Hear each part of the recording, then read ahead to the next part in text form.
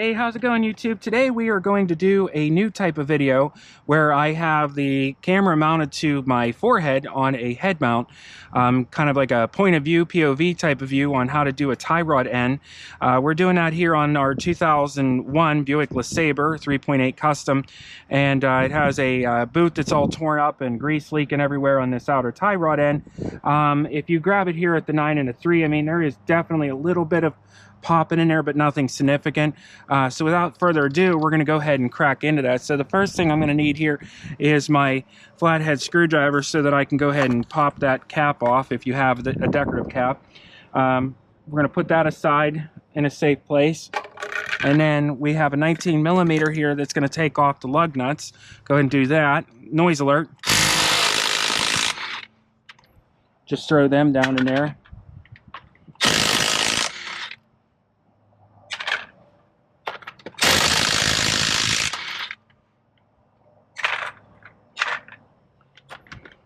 Now, I already have the vehicle obviously jacked up and supported on my Vevor 7,000-pound lift here that I have done a review on if you're interested in checking that out.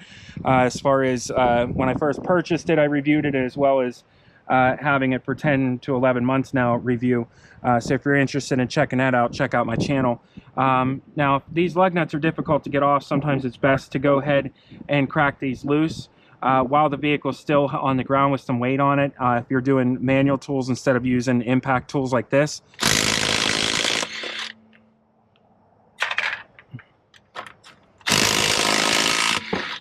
Obviously jack it up and support it with the proper jack and jack stands. We're going to go ahead and move this wheel out of the way here. Sit that aside. All right, and what we're after is this messy guy right here. So this is the tie rod end here that is making a big mess here. So we're going to just turn the wheel completely out like so.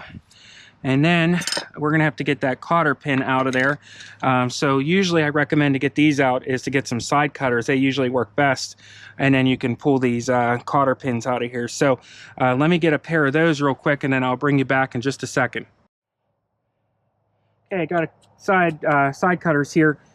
Make sure I push that up all the way here. And then basically, if you just come down here and just grab a hold of it, you can kind of yank that out of there like so. Put that in a safe place so it doesn't end up in your tire. And then I'm going to go ahead and take that fastener out of there. Not sure what size it is. I'm going to have to look real quick and see what size that is. I think it is a probably going to be an 18mm. So let me go ahead and grab that real quick. Okay, I got my 18mm here. I'm just going to go ahead and zip this fastener off down here. Noise alert. Okay. Wasn't even very tight. That's interesting. All right. So we're going to go ahead and try this guy. Usually you can just hit it with a hammer here, but I'm going to see if this works any better. This tool. This is supposed to get up in there and enable you to pop these tie rods, but I don't know if this is going to work on here. I think we tried this on the other side and it didn't work. Might need to get a bigger one.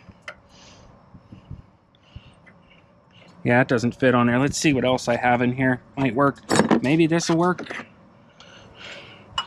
Yeah, this seems like that's more reasonable here.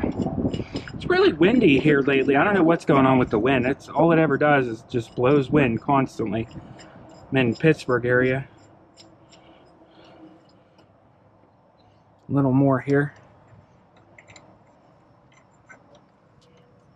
Kind of wedge it in there and get it lined up. You want to basically get it lined up down here with this little stud here on the bottom of the tie rod stud. And I think that was a 19mm. So we'll switch that back over here to a 19. And I think we're going to switch over to tight and see what happens here. There we go, popped it. So that's the less caveman way to do it. Like I said, you can hit it right here on the side of the steering knuckle here, and it'll pop it out. But that's a little bit less caveman to use the proper tool. So I'll clean those up and put them away. Now I'm going to push that back in there for a minute because I'm going to crack this loose. And I don't know the exact size on this, but I'm just going to use a caressing wrench. Sorry guys, use a caressing wrench here. and crack this loose real quick.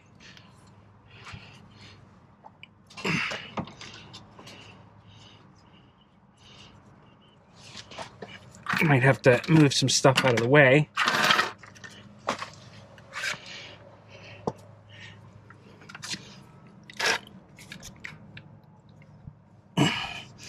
Can't tell if I'm going the right way. Yeah, I have to be.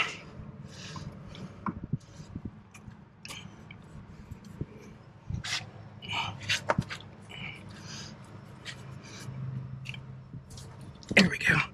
So basically, the idea is to get that jam nut there cracked loose. And then I'm going to go ahead and put it back to where it was. Now you should get an alignment, but I'm going to go ahead and just mark this with a non-working paint marker. Well, that works well. Just keep that nut where it's at.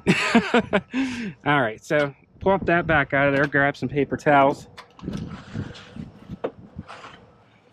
just to clean up all this grease everywhere. And you should be able to just turn this thing off like this. Now, if you don't move the jam nut around, you should, in a perfect world, keep it pretty darn close for your alignment.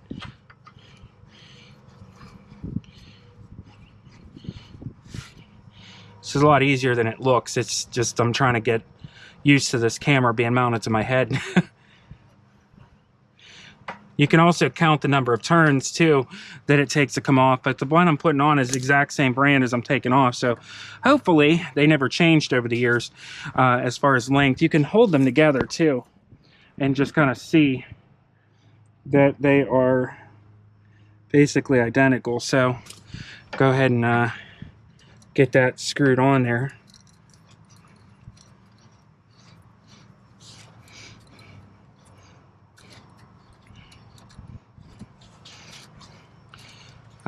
I do recommend an alignment, obviously, after you have this done.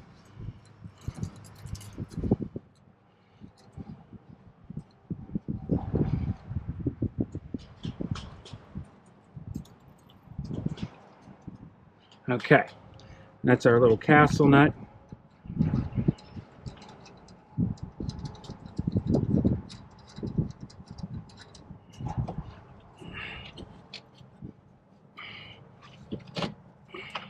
Let me clean that up a little better.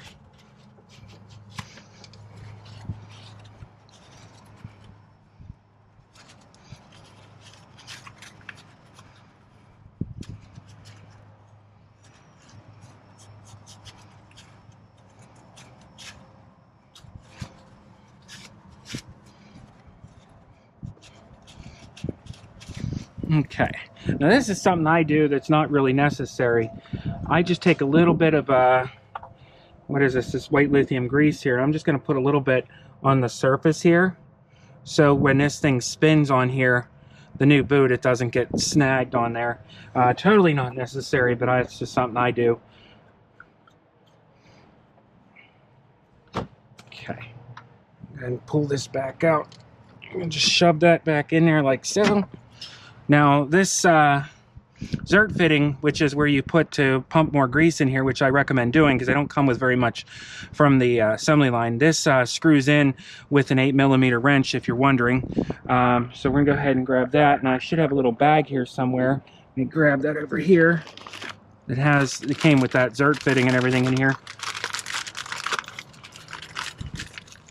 and a new cotter pin. Now it also came with a new jam nut too, but I'm not going to bother using that because then I'm really going to be knocked out of where I was alignment wise here. Let's get down there and screw that on there.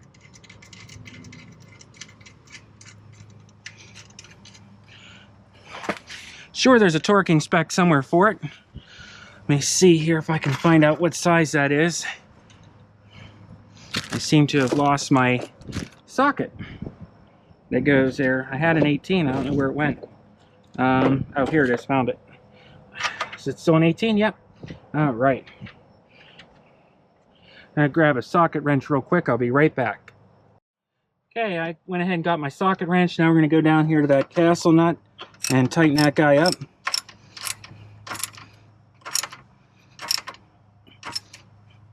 I'm going to make sure you line up your hole for your new cotter pin here, which slides in just like so.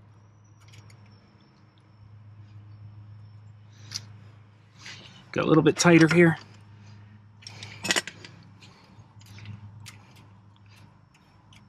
Might have went too far. Should be the easiest part of the job. Oh, gotta go a little more actually.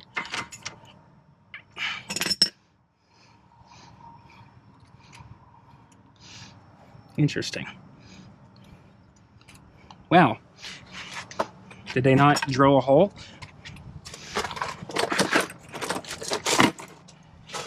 No, they did. I'm just need to go a little tighter, that's all.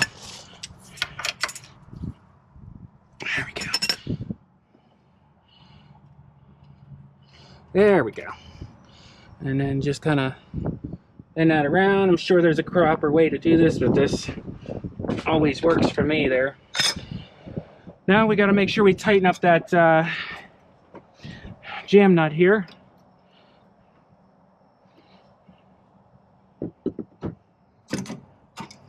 I'm just using a crescent wrench because it's easier.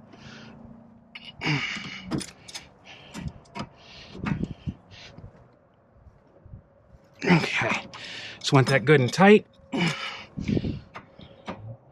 Like that. Now we can grab your grease gun, your classic grease gun here. Clean off the end a little bit.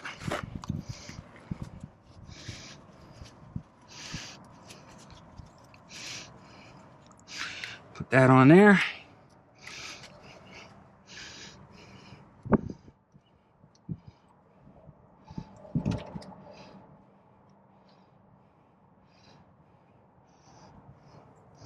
And go ahead and just pump it up.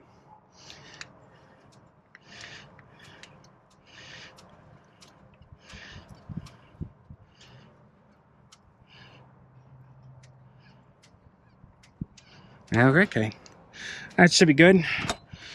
And I like a nice clean area, so clean that off, get any grease off there. All right, go ahead and straighten your wheel back out here. Move all your tools out of the way.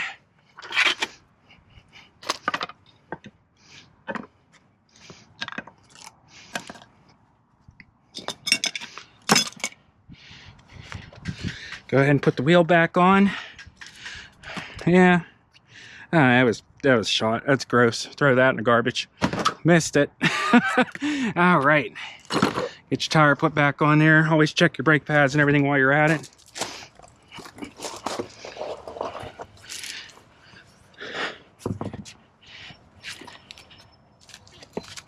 All right, let's go, boy.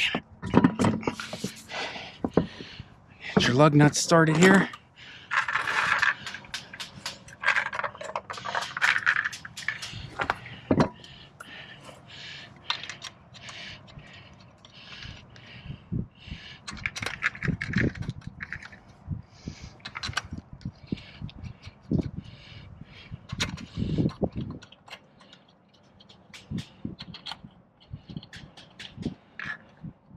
All right, we're gonna switch back over to the 19 millimeter for the lug nuts here. Tighten. We're gonna make sure we torque those with a torque wrench whenever I'm done and have it back on the ground.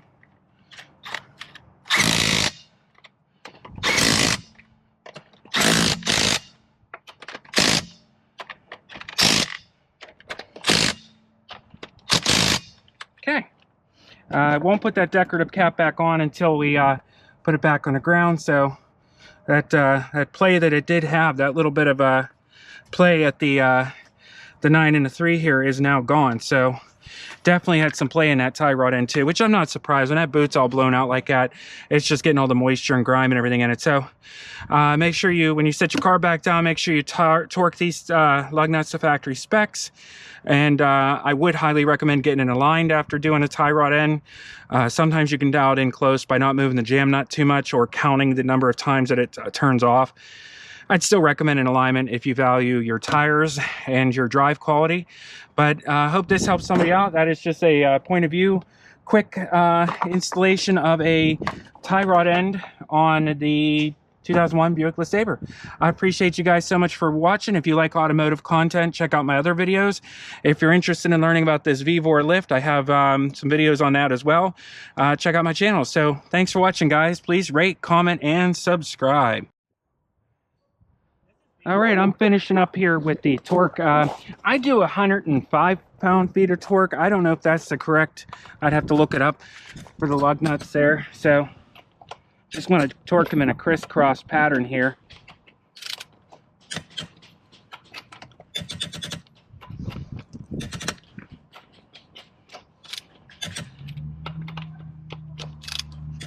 This is after letting the vehicle down, obviously.